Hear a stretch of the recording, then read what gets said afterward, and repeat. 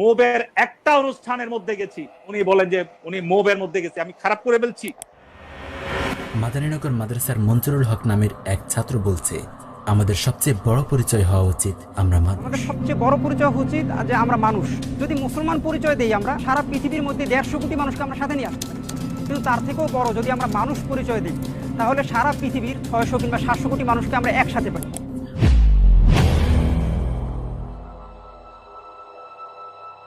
ইসলামের ইতিহাসের দিকে তাকালেই আমরা দেখতে পাই প্রতিটি যুগেই দু ধরনের আলিম পাওয়া যায়। এক শ্রেণীর আলিম হলেন সেই সব মর্দে মুজাহিদ যারা আল্লাহর দ্বীনকে প্রতিষ্ঠিত করার জন্য, উম্মতে মুসলিমার হেফাজতের জন্য জনগণকে সর্বদা প্রস্তুত রেখেছেন। যখনই ময়দানের ডাক এসেছে তারা তলোয়ার হাতে জনগণের নেতৃত্ব দিয়েছেন।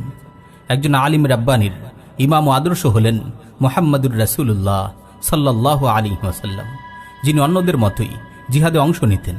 উপরন্তু তিনি বলেন, লাউলা আন ইয়াশুক্কা আলাল মুসলিমিন মা ক্বাআদতু খিলাফা সারিয়্যাতিন তাগযু ফি সাবিলিল্লাহ।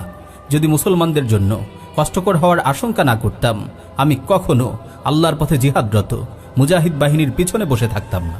অপর শ্রেণী হল ওইসব আলিম যারা দুনিয়ার লোভে পড়ে দিনকে স্বল্প মূল্যে বিক্রি করে দিয়েছে, শাসকদের খুশি করতে শরিয়াকে বিকৃত করেছে। বর্তমান যুগেও আপনি দেখবেন আল্লাহর পথে বাধা দানকারী দুনিয়ালোভী আলেমদের এই দলটি মানুষকে ফরজ জিহাদ ছেড়ে শরিয়া থেকে বিচ্যুত শাসকের আনুগত্য করার সবক দেয়। ফলে তারা একই সঙ্গে বেশ কয়েকটি অপরাধে লিপ্ত হচ্ছে। 1.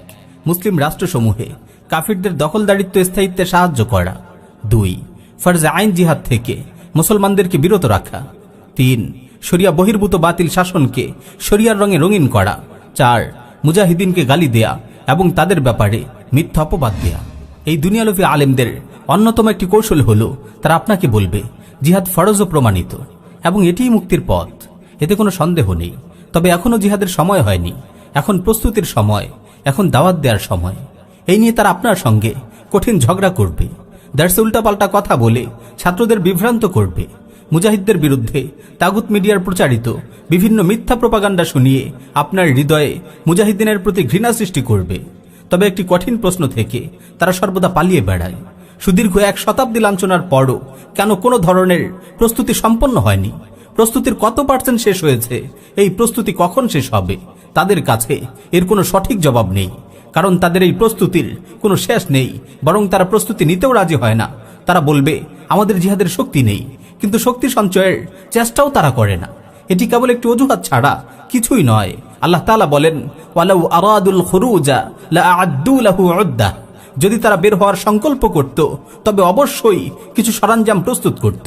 এদের পুরো জীবনের দিকে তাকান, দেখবেন এদের আলোচনায় জিহাদ নেই, এদের দোয়ায় শাহাদাতের আকাঙ্ক্ষা নেই, এদের লেখা কিতাবাদিতে জিহাদ নেই, জিহাদের জন্য শারীরিক ও মানসিক কোনো প্রস্তুতি নেই। বরং দেখবেন এরা ছাত্রদের মাঝে বিভিন্ন সংশয় ছড়াচ্ছে, জিহাদের জন্য নতুন নতুন শর্ত যোগ করছে যার সঙ্গে ফিকহের কোনো সম্পর্ক নেই। তারা আপনাকে ইসলামের বিরুদ্ধে যুদ্ধরত তাগুত জাতিসংঘের আনুগত্যের সবক শেখাবে। এরা বছরের পর বছর নফল হজ করবে, ঘরের টয়লেটগুলোতেও টাইলস লাগাবে, বিলাসী জীবন যাপন করবে, কিন্তু ফরজ জিহাদের জন্য একটি টাকাও নিজে দেবে না, কাউকে দিতেও উদ্বুদ্ধ করবে না। তাদের দায়িত্ব ছিল মানুষের আকীদা শুদ্ধ করা। রাসূল সাল্লাল্লাহু আলাইহি ওয়াসাল্লামের উপর যেভাবে বিশুদ্ধ তাওহীদ অবতীর্ণ হয়েছে এবং যেভাবে সালাফগণ বর্ণনা করেছেন সেভাবে বর্ণনা দেয়া। কিন্তু আফসোস, তারা কিছু বলে আর কিছু গোপন করে। তাওহীদ নিয়ে যখন তারা আলোচনা করে তখন তাদের আলোচনা জুড়েই থাকে সাধারণ মানুষ ও দুর্বলদের বিচ্যুতির কথা। তাগুত শাসকদের ইসলাম থেকে বের হয়ে যাওয়া, ইহুদি খ্রিস্টানদের সাথে তাদের সখ্যতা ইত্যাদি তাদের আলোচনায় আসে না। আশ্চর্য কথা হলো, বিগত 1 শতাব্দী কাল ধরে মুসলিম বিশ্ব ভিনদেশী আগ্রাসনের শিকার। ক্রুসেডারদের এই সামরিক উপস্থিতি আন্তর্জাতিক রাজনীতিতে হঠাৎ কিংবা তাৎক্ষণিক ঘটে যাওয়া কোনো ঘটনা নয়, বরং তা 100 বছরেরও বেশি সময়ের নিরবিচ্ছিন্ন গোলামির ফল। তবু আমরা এসব বুদ্ধিজীবী থেকে এদের বিরুদ্ধে বিরল 2-1টি ইঙ্গিত ইশারা ব্যতীত এই বিষয়ে উল্লেখযোগ্য কোনো প্রতিক্রিয়া পাই না। তারা মাঝে মধ্যে সুযোগ পেলেই অভিযোগ তোলেন যে মুজাহিদগণ জাতিকে কল্যাণকর কিছুই দিতে পারেনি, তাদের কল্যাণের তুলনায় অনিষ্টের পাল্লাই ভারী। তবে তারা একটি প্রশ্নের উত্তর কখনো দেয় না।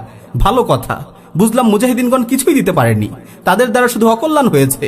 তো আপনাদের প্রস্তাবিত জিহাদের পদ্ধতি কোনটি, যেখানে ক্ষতি নেই, শুধু লাভই লাভ? তাদের জবাব হবে জিহাদ ছেড়ে দাও। আপনি যখন তাদের প্রশ্ন করবেন, আচ্ছা আমরা ধরে নিলাম মুজাহিদিনগণ জিহাদ থেকে বিরত থাকলো, সবাই ময়দান ছেড়ে ঘরে এসে আপনাদের মতো ঠায় বসে রইল, তখন কি ইসলামের শত্রুরা মুসলিম উম্মার উপর সীমালঙ্ঘন করা থেকে বিরত থাকবে? ফিতনা ফাসাদ কি উধাও হয়ে যাবে? ইহুদিরা কি ফিলিস্তিন ছেড়ে চলে যাবে? ইসরায়েল কি ফিলিস্তিনকে ইহুদীকরণ, মসজিদে আকসা ধ্বংসকরণ, গ্রেট ইসরায়েল প্রতিষ্ঠাকরণ বন্ধ করবে? আরাকানে কি মুসলমানরা তাদের ভিটেমাটি ফেরত পাবে? কাশ্মীরে কি আজাদি ফিরে আসবে? ভারতে কি মুসলিম নিধন বন্ধ হবে? উইঘুরের মুসলিমরা কি তাদের জীবনের নিরাপত্তা পাবে? ধর্মনিরপেক্ষতাবাদীরা কি তাদের ভ্রষ্টতা থেকে ফিরে আসবে? অশ্লীলতার প্রচারকারীরা কি তাওবা করে ভালো মানুষ হয়ে যাবে? তাগুত শাসকেরা কি তাদের গদি ছেড়ে দেবে? জেলখানার দরজাগুলোকে কি খুলে দেয়া হবে? তাদের জল্লাদগুলোকে কি মানুষ হত্যা থেকে বিরত রাখবে? তারা কি এই কাজগুলো করবে? এর কোনোটাই কি বাস্তবায়িত হবে? অতঃপর এসব প্রশ্নের উত্তরে ধোঁয়াশা সৃষ্টি করে যুবকদেরকে তারা বলে, কেন তোমরা পড়ালেখায় মনোযোগ দিচ্ছ না? কেন তোমরা কাফিরদের সাথে বিতর্ক শান্তিপূর্ণ আলোচনায় অংশ নিচ্ছ না? কেন তোমরা মাদ্রাসা, এতিমখানা, হাসপাতাল নির্মাণের মতো মহৎ কাজগুলোতে লিপ্ত হচ্ছ না? কেন তোমরা সহি আকীদার দাওয়াত দিচ্ছ না? মনে হবে তারা আমাদেরকে আকীদা শুদ্ধির দাওয়াত দিচ্ছে। আসলে তাদের দাওয়াতের সার কথা হলো, তোমরা কেন জিহাদ থেকে বিরত থাকছো না? এটি একটি আকীদাগত বুদ্ধি প্রতিবন্ধী রোগ বিশেষ। এটিকে বেশি ভয় করতে হবে, কারণ এর পরিণাম হলো শুধু হারানো, ক্ষতি, লাঞ্ছনা, অপমান ও আত্মসমর্পণ। তাদের দাওয়াতের সার কথা হলো মুজাহিদিনকে জিহাদ থেকে বিরত রাখা, ময়দান থেকে মুজাহিদ শার্দুলদের সরিয়ে দেয়া, যাতে হানাদার বাহিনী নিরাপদে থাকতে পারে, তাদের গায়ে একটি কাঁটাও যেন না বিধে।